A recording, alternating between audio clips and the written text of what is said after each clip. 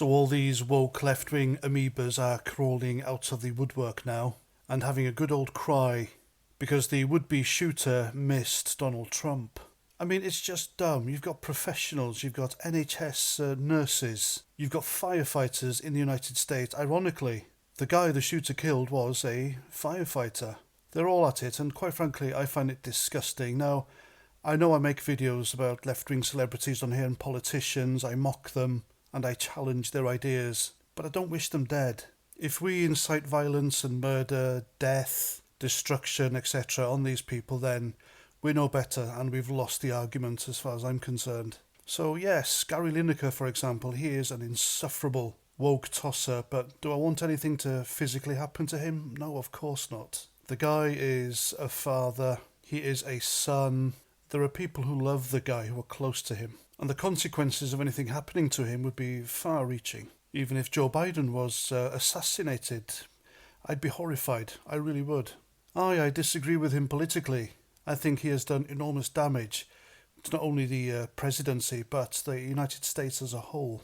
But we don't further our cause by killing people and hurting them. I am totally against that. But I feel because these celebrities are weeping about the fact that Trump wasn't assassinated, and they are regularly inciting hatred and violence against conservative people, I think it's emboldened the average working class left-winger into behaving the same way. Take Jack Black, for example. Now, I really like watching Jack Black in the movies. I find him quite animated and entertaining. But how easy I can go off someone when they do something like this, I think it's disgusting. It really is. Now, Jack Black, he's not just an actor, he is also a singer, songwriter. He plays various instruments. He's a talented guy, and it's a shame because he went on stage with his band over the weekend.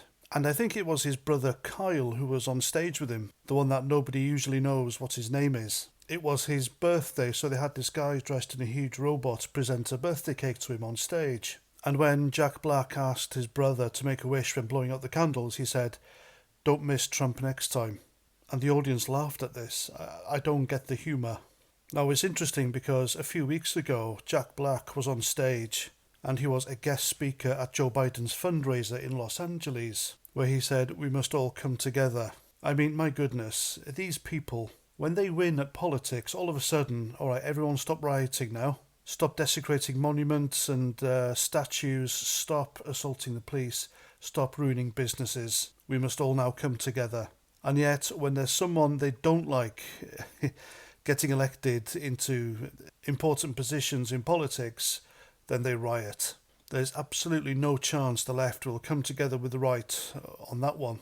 And Nigel Farage picked this up. He retweeted this video of them laughing at Donald Trump getting a near miss. And he was absolutely spot on when Nigel Farage said, "This is the liberal intolerance I'm talking about, totally unacceptable." Because he knows, folks, the same thing is likely to happen to him. There are people in this country who detest, they absolutely hate Nigel Farage with every fibre of their being. That young lad, for example, who threw the coffee cup at Nigel Farage. One thing I did notice was the evil hatred, the intense dislike of Nigel Farage written all over his face. It was like the lad was possessed. And I'm convinced if he had a rifle or anything like that, then he'd have taken a shot. And he'd have done it because he's been radicalised, not just by the mainstream media, but by celebrities like Jack Black and others who endorse political violence. And they are purveyors of misinformation as well. Champagne socialist presenter on LBC, James O'Brien, I think it was either this morning or yesterday on his show, he described the January the 6th protesters as a murderous mob. Well, they never murdered anyone.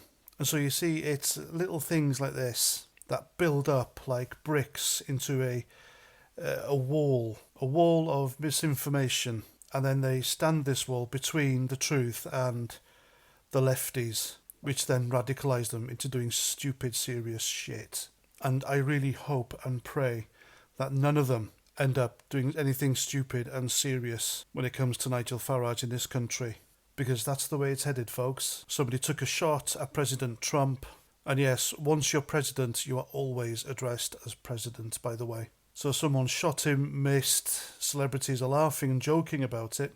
and hoping that it didn't miss, and then there's some gullible lefty out there on the streets who'll want to finish the job and think to himself or herself, I won't miss. People really need to be careful what they're saying on social media. They really do. And yes, I'm talking about you lefties.